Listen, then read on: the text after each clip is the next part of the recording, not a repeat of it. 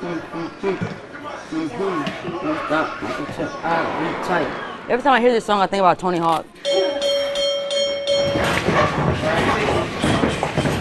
Tiara Brown spends most afternoons training with young boxers at the Fort Myers Police Athletic League. I want to give these kids back what I had. It's her passion and what keeps her going. I just want to be a positive role model in their lives. Born and raised in Lee County, Brown fell in love with sports at an early age. While I would be getting ready for like basketball tournaments, I would go to the boxing gym with Coach Larry Willis just so I can stay conditioned, because I know boxing is really good for conditioning, right? And I just got really good at it, so I never stopped. It kept her out of trouble. I always had the PAL. I always had the PAL to be there for me, like a recreation center. I never was out there with my friends hanging out in the neighborhood when they shouldn't have been. I know for sure the PAL saved my life. And now it's taken her to the top. I'm Tiara Brown, and I'm ranked #1 in the world by the WBC. She is currently the top-ranked featherweight boxer with a record of 18 wins and 0 losses, with 11 knockouts, and gearing up for a fight against the reigning world champion, Sky Nicholson, down under in Australia. It's the belt I've always wanted since I was a professional fighter. In my opinion, it's the best belt to have as a professional boxer. And the fact that she has it, she's Australian, I know I'm going to win it and bring it back to America. It's been my dream. But taking the time to train herself for her big fight doesn't take her away from the kids at the PAL. My little munchkins, you know, I love them so much. They come, they tell me about their day, how school was, we see their grades, you know, we know what's going on. And exchanging jabs worldwide is just the icing on the cake of a career focused on being a positive role model. We live in a society now where people are looking up to rappers that are talking about violence, gun violence, you know, drugs and all that. I tell my kids, don't look up to that. That's not something you should look up to. You should look up to someone who's motivating, who's positive. She hopes to shine a light on the good in her hometown. That's all we say is like 239, Fort Myers. And the kids who come to the PAL. I think I'm going to put the world on notice that I'm one of the best female boxers to have ever lived. And I think that would be pretty cool to say, and I'm from this little small town of Fort Myers, you know, and if I can do it from this little small town, other girls, you know, feel like they can do it. Bravo, please, bravo. The McGregor Baptist Church Food Pantry in Fort Myers is a welcoming place. We have a bravo, please, bravo. Bustling with volunteers, with one mission in mind, to feed those in need. He blesses us, we bless you. People like Wayne, a senior trying to make it on Social Security. It's rough. Everything's went up. You can't hardly afford to buy a gallon of milk anymore. You know, you go and $100 at a grocery store anymore, you don't get nothing. You come out maybe with a bag or two if you're lucky. You know, and I don't know how some of these people do it. I really don't. But today, Wayne and his family will eat. He's leaving with bags of groceries, fruits, vegetables, meat, and bread. It's a godsend. Our goal is for them to leave with a big smile. And once they usually see the amount of groceries you're getting, that smile's easy to come by. Bob Fain has been running this food pantry for years, so he knows his clients and the growing hunger problem well. His volunteers pack these bags and feed hundreds, twice a week, every single week. The best job in the place is working that little half door where you hand the groceries to somebody. Velda's working it today. And how about some blueberries? I was doing that door one day and this little lady came up, older lady, and tears running down her cheeks. And I put my hand on her shoulder and said, "Ma'am, are you okay?" And she said, "I'm just so happy." I talked to the counselor, and the counselor held my hands and talked to me. She said, "Nobody's touched me in 6 months." There was a loneliness there. Frank, who lost his leg in 2017, also made a connection here. Now, I see you're friends with Bob here. Yeah, me and Bob. Yeah, Bob, good people. How do people treat you when you're here? They treat me like they welcome me. I feel good when I'm here. Okay, I got some tomatoes, some salads, and some oranges. Because the food also comes with a dose of love. Bye. Bye-bye.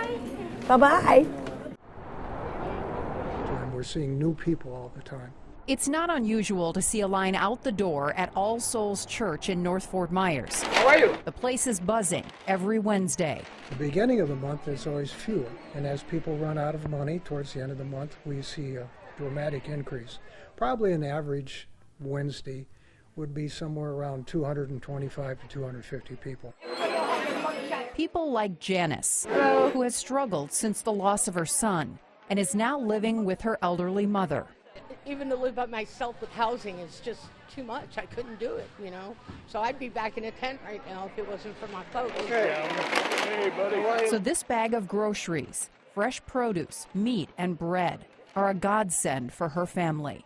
It's been a tough time for a lot of people. We now see working poor selling their blood. We now see old people that are retired, but now they can't afford a room. They can't afford a rental. It's been a tough couple of years for a lot of people.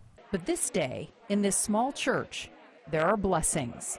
On that side of that concrete block wall, we can do the second commandment, and that's love your neighbor as yourself. And on this side of the wall, we can obey the first commandment, love God with all your heart and all your mind. And it is truly an honor to serve these people. That's what we're supposed to do. And yeah, I go home feeling a lot better too. Off-duty Lee County Sheriff's Deputy Michael Soto was speeding through Lehigh Acres just after 3 a.m. on August 20th before he was stopped at this intersection, Lee Boulevard and Sunshine Boulevard, according to the department's own documentation. An alcohol influence report taken on the scene shows Soto did a poor job with field sobriety tests.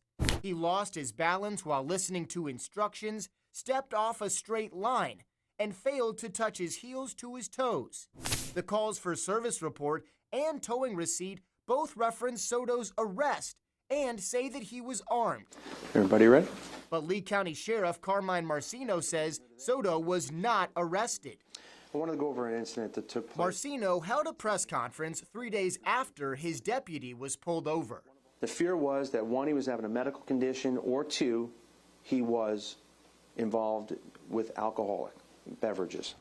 A report from Commander James Baglioli explains that he interacted with Soto on scene, and based on Soto's physical appearance, movements, and responses to questions, Baglioli determined Soto was ill, not impaired. That in his training and his belief, Deputy Soto was having a medical event.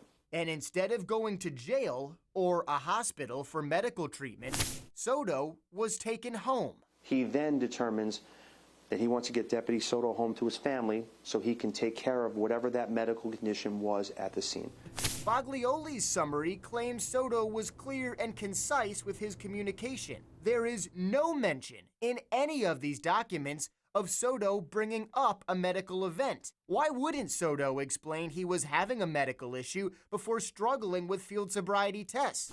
In fact, a box is checked to indicate Soto was not sick or injured. The only time Marcino addressed the incident, he didn't have specifics, but committed to finding answers. And we need to look into this more, but what I am delivering for you is transparency, and if it's not right, I would stand here before you without hesitation.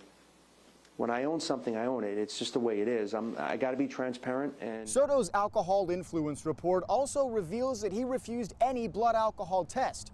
Under Florida law, depending on the circumstance, that could result in a suspended driver's license. Deputy Soto has been reassigned to the Court Operations Bureau. But has Soto faced any discipline besides being relocated? I asked for any new paperwork filed since Marcino first spoke about the incident. The LCSO Records Office told me there are no new documents. No formal disciplinary paperwork for Soto. Is if he has a speeding issue, okay, because I don't know that. No explanation for what happened that night, even after Marcino committed to finding more information. He knows he was speeding. Now, why or what? We're going to find all that out. Marcino also admitted there were disagreements about Soto's condition amongst deputies on the scene, but again pointed to Commander Baglioli's assessment. He's the highest ranking person on the scene. He makes the call. Whether there's differences of opinion, so be it. I reached out to LCSO and requested interviews with Marcino, Baglioli, and Soto. The sheriff's office declined all of my requests. So what medical event was Soto dealing with? How fast was he going? Multiple sources say in excess of 100 miles an hour. We can't enforce selectively. The first and only time Marcino spoke about the incident, he ended with this. Guys, I'm here for you. I want you to know that anything you need to know, I'll know. Anything we find out, you'll know. I'm transparent. I got nothing to hide. Thanks for everything.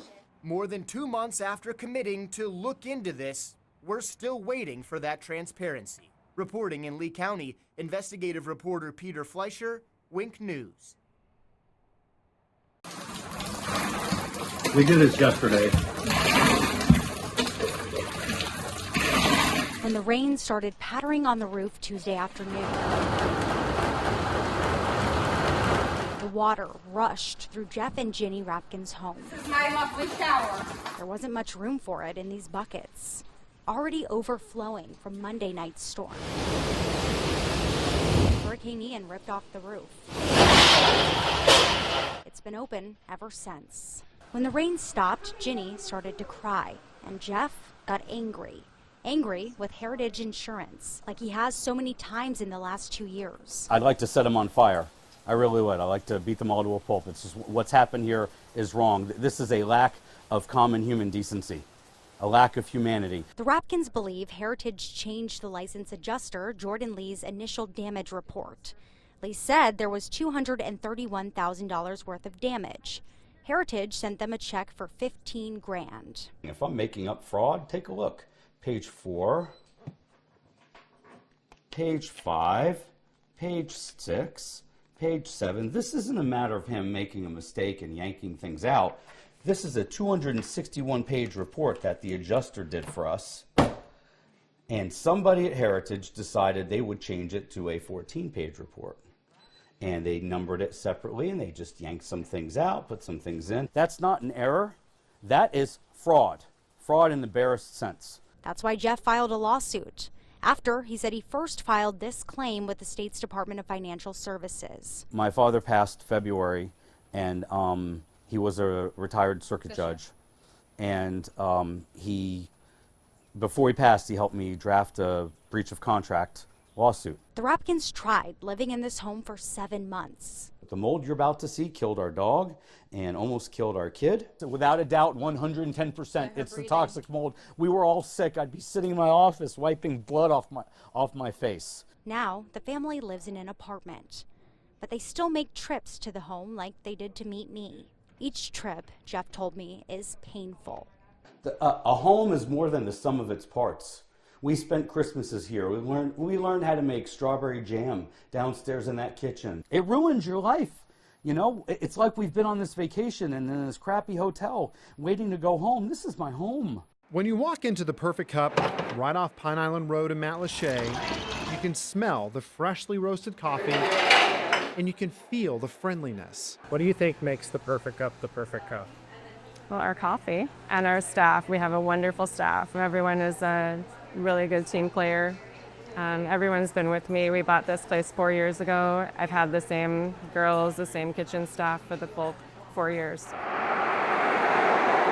Rachel Shalepsky bought the Perfect Cup just about a year before Hurricane Ian ravaged the island. From Minnesota, she had no idea what to expect or what she would come back to. They dropped us off and we got in and there was mud on the floor and everything was just like scattered everywhere all over and it was a mess. Little did she know, Ian was just the start of a trio of storms. Helene, then Milton. And the storms not only tested her smarts, but also the passion of her team. Pretty much everyone came in and helped. Some of them had like sheetrocking skills, some of them had, power tool skills. And you don't know that because they're cooks usually. And in the ferociousness of hurricanes comes light, comes people who band together and step up. After Milton, like the other hurricanes, everyone came in and helped again, and we were quicker at it the second time. Lessons learned for the next storm? Not keeping as much food in the coolers during hurricane season, replacing lower materials in the restaurant with PVC materials, raising everything off the ground if a storm is coming, and having generators ready to go to at least save the food they can. Also, the people and our stubbornness, our will to make it through this, whether it's like, I don't know how we're going to do it again, but we're going to. Emily Pancoast is a staple herself within the walls of the Perfect Cup. This place is her home, as it is for the regulars who come in here every single day for that perfect cup of coffee, no matter the storms. We can struggle, we can have all of our learning moments, but you can't take away the heart and the soul of the place. Any regrets of owning this business right here? No, no, we love it down here, and even with the hurricanes, they're not going to stop us from staying, and we'll just keep cleaning it up. And cheers to that. yes, That's a good one.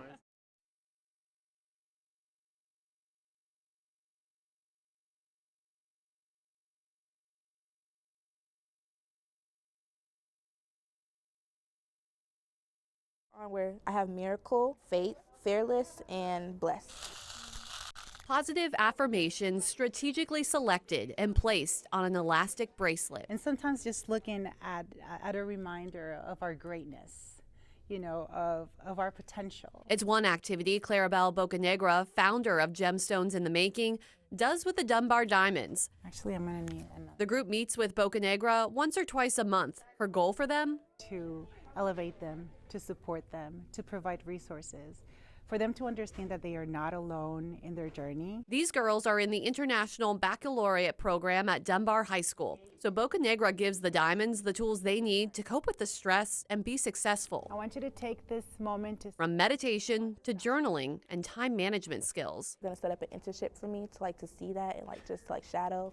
So that she's just amazing. She's always here. Always nice to always have someone understand what you're going through and uplifting you and motivating you. All right, so we're happy. And Bocanegra understands. Her family moved to Fort Myers from Puerto Rico when she was 16. And I was that teenager that felt lost, was angry at life. I didn't know where to ask for help. I didn't know who to ask for help. So now she's giving the Diamonds what she didn't have growing up. Someone to help, encourage, and empower them. Now I want you to close your eyes. It's like flowers, you know, they kind of they start like a little bud, and then you see them opening up, speaking with a little bit more confidence, being just a little bit more secure about themselves and their self-image as well.